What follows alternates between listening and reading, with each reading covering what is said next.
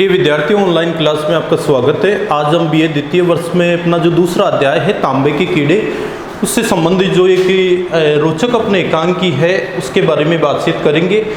इसके शीर्षक से संबंधित, इसके लेखक परिचय से संबंधित बातचीत आपको पिछली कक्षा में बताया था। थोड़ा बहुत अपने पात्रों के बारे में भी जो है वो चर्चा हुई थी। सबसे पहले अपने को ये जानना है कि ये एकांकी अन्य हमारी जो एकांकियाँ हैं उनसे सबसे अलग कैसे है। मैंने आपको बताया था कि ये जो एकांकी है ये एब्सर्ड एकांकी है, जिसका अर्थ होता है असंगत या फिर बेमेल या बेतुका। वास्तव में इसका जो कथानक हम जो बात करेंगे वो कथानक एक ऐसा है जिसमें कोई तारतम्यता नहीं है, कोई क्रमबद्धता नहीं है। एक पात्र कुछ कहता है, दूसरा उसका अटपटा कुछ उल्टा ही जवाब देता है, तीसरा पात्र फिर वही हंसी मजाक की सी बात करता है। कुल मिलाकर एकांकी को शुरू से अंत तक हम जब पढ़ेंगे तो हमारे सामने एक ऐसी स्थिति सामने आती है कि इस एकांकी में वास्तव में क्या बात बताई गई है। उस एकांकी के जो सिर और पंख या पैर हमारे हाथ बिल्कुल भी नहीं लगते हैं। कारण ये है कि इस एकांकी के पात्रों के बीच जो चर्चा होती है उनमें कहीं भी एक रूपता नहीं है।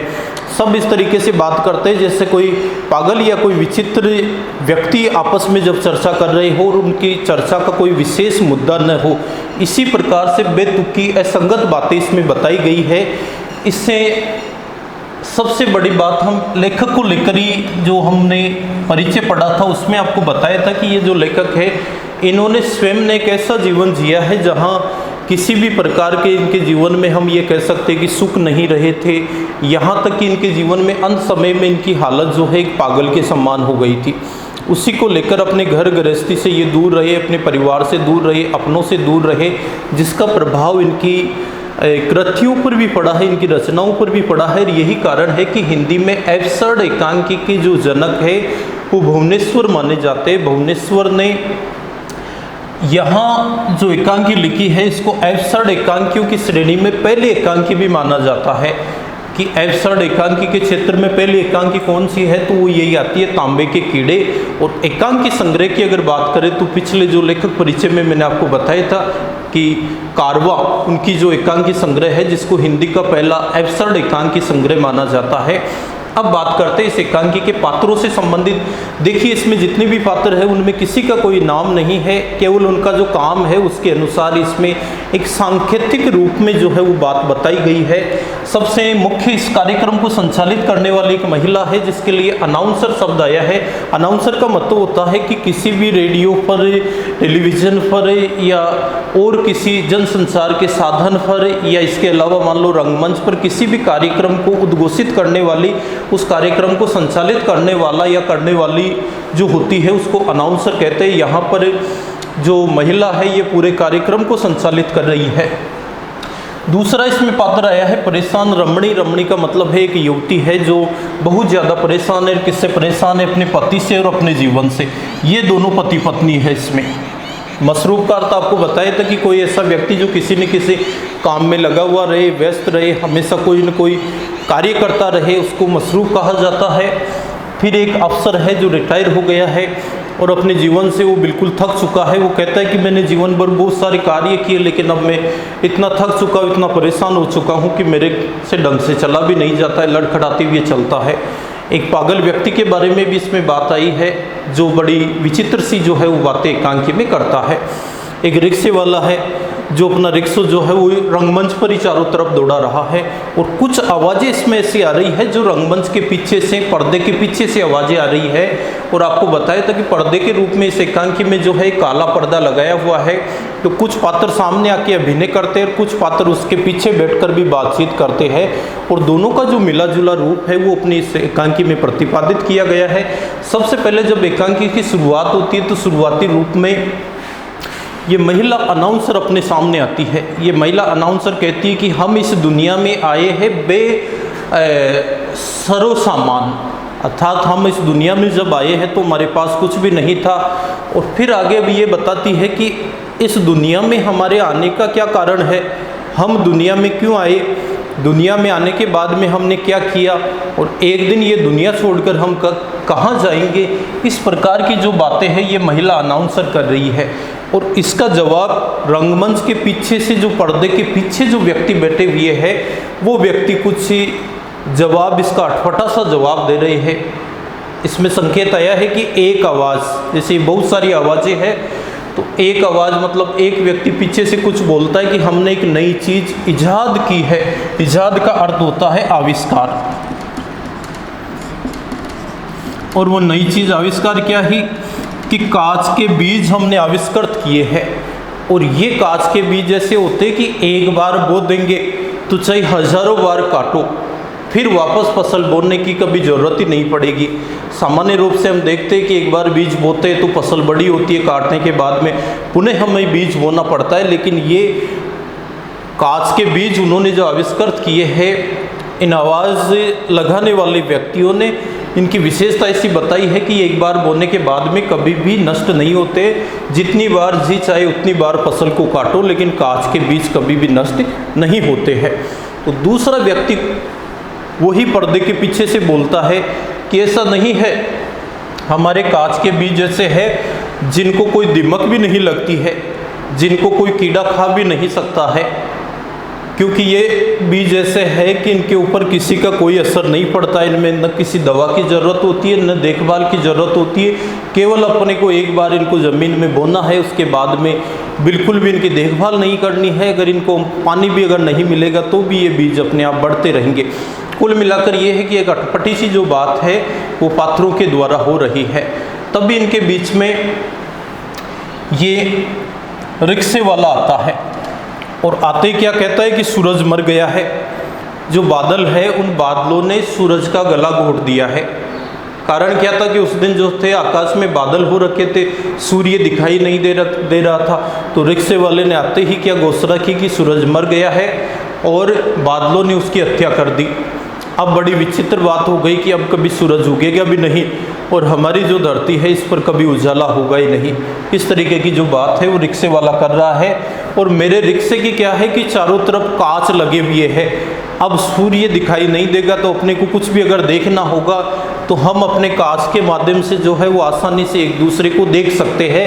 ऐसी बातें जो है ये रिक्शे वाला कर रहा है। इसके बाद में ये परेशान रमनी बोलती है कि तुम झूठ बोल रहे हो, क्योंकि सूरज की हत्या किसी ने नहीं की है, वो तो बादलों की ओट में छिप गया है। तो ये रिक्शे वाला बोलता है कि बादल क्या होते हैं ये मैं नहीं जानता, मुझे तो ऐसा लगा कि सूरज दिखाई नहीं दे रहा, इसका मतलब कि सूरज मर चुका है। तो परेशान रमनी कहती है नहीं, सूरज मरा नहीं है, मैं तो खुद ही इतनी ज़्यादा परेशान हूँ कि सूरज मरे चाहे जिंदा रहे उसकी मुझे कोई चिंता नहीं। और मेरी परेशानी का कारण मेरे मसरूफ़ पति है। मसरूफ़ का अर्थ आपको बताया नहीं कि किसी न किसी काम में लगा रहता था। अब जो काम में लगा रहता था वो वास्तव में कोई अच्छा काम नहीं है, उल जुलूल जो हरकतें हैं, फालतू के बेकार के जो कार्य है उसमें ये मसरूफ़ पति लगा हुआ रहता था, जिसको लेकर इसकी पत्नी जो है वो हमेशा ही परेशान रहती है। वो कहती है कि शादी के बाद आज तक कभी भी मुझे जो है वो आराम नहीं मिला, मैं हमेशा किसी न किसी बात को लेकर सोचती रहती हूँ, तंग रहती हूँ। ये सारी बातें जब उसके पति ने सुनी, मसरूफ़ पति ने, तो उसने कहा कि तुम सुनती कहाँ हो, शादी के बाद से लेकर आज तक मैं कुछ न कुछ बोलता रहता हूँ, लेकिन तुमने मेरी एक बात भी नहीं सुनी। यही कारण है कि जब तुमने नहीं सुनी तो मैं दूसरों को सुनाने लग गया और अपने आप को हमेशा व्यस्त रखता हूँ, जिससे ये लगे कि वास्तव में मेरे पास इतना समय ही नहीं कि मैं तुमसे बात कर सकूँ। आगे ये कहता है कि मैं बहुत ज़्यादा तुमसे जब परेशान हो जाता हूँ तो शराब पीकर अपना दुख, अपना गम भुलाने की कोशिश करता हूँ। और आज भी ये मसरूफ़ पति कह रहा है कि मैं बहुत ज़्यादा शराब पी के आया हूँ और जब बहुत ज़्यादा तंग हो जाता हूँ तो इसमें एक अन्य पात्र का नाम आया है जो केवल इस मसरूफ़ पति की बातचीत में आया है, वो नाम है निर्मला। इसका एक संकेत के रूप में नाम आया है कि जब ये मसरूफ़ पति बहुत ज़्यादा परेशान होता है तो निर्मला के पास चला जाता है और निर्मला का नाम सुनकर ये परेशान रमनी और ज़्यादा परेशान हो जाती है और ज़्यादा क्रोधित भी हो जाती है कि तुम्हें तो मेरे लिए फुर्सत ही नहीं है, हर समय या तो शराब पी के मस्त रहोगे या अपने कार्य में लगे रहोगे या फिर तुम्हारे मुख पर तो हमेशा निर्मला शब्द ही सुनाई देता है। ऐसी बातें इनके बीच में चलती है। तब ये लड़खड़ाते हुए थका हुआ अफसर इनके पास आता है जो बहुत ज़्यादा परेशान सा है, ढंग से इसके पैर आगे भी उठ नहीं पा रहे हैं, लड़खड़ाते हुए आ रहा है। आते ही क्या कहता है कि मैं बहुत ज़्यादा थक गया हूँ, अब मुझसे और ज़्यादा चला नहीं जाता है, अगर मेरे सामने कोई आ गया तो हो सकता है कि मैं गिर पड़ूँ, इसलिए ये कहता है कि मुझसे सभी दूर रहना। इतने में जो रिक्शा है, ये रिक्शे वाला इसके सामने आ जाता है। ये थका हुआ अफसर जो है वो रिक्शे के ऊपर गिर पड़ता है।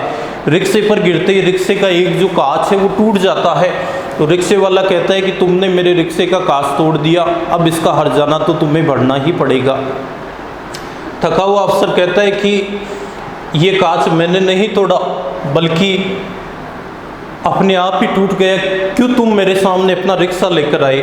मैं लड़खड़ाते हुए चल रहा था तो तुम्हें अपना रिक्शा मुझसे दूर रखना चाहिए, लेकिन तुमने देखा ही नहीं कि एक परेशान व्यक्ति आ रहा है, तुम मेरे सामने ये रिक्शा लेकर खड़े हो गए। ये तो ठीक है तुम्हारे रिक्शे का कांच ही टूटा, हो सकता है कि मेरी टांग भी टूट जाती तो उसका हर्जाना कौन भरता? ऐसी बात जो है वो थका हुआ अफसर रिक्शे वाले से कहता है। तो रिक्शे वाला कहता है नहीं, तुम्हें हर्जाना तो भरना ही पड़ेगा।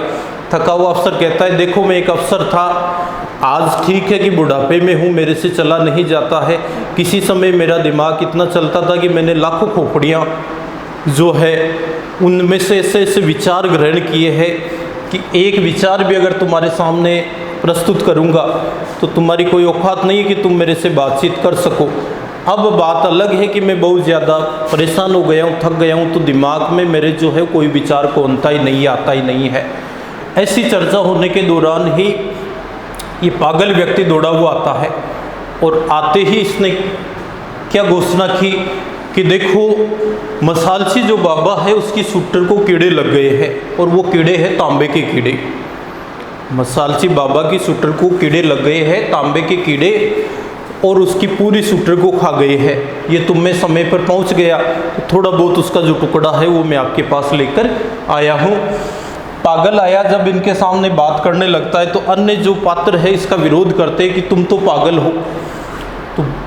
तो ये पागल प्रत्युत्तर देता है इनको कि मैं तो पागल हूँ, लेकिन तुम्हारी बातें भी मुझे किसी पागल से कम नहीं लग रही है। यहाँ इस रंगमंच पर जितने भी लोग हैं सभी पागल है, क्योंकि मुझे नहीं लगता है कि कोई भी ढंग की बात कोई करने वाला हो। फिर पागल आया आगे और कहता है कि देखो ये जो तांबे के जो कीड़े हैं हमें इनको नष्ट करना चाहिए।